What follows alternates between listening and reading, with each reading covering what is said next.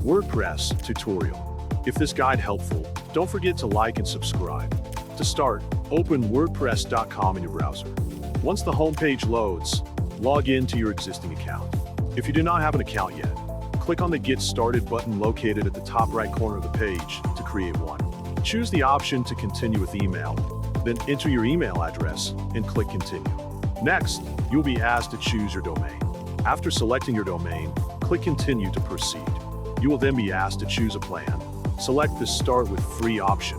Once completed, you'll be directed to the WordPress homepage. From there, go to the left sidebar and click on the Post option. Then, click on the Add Post button to begin creating your content.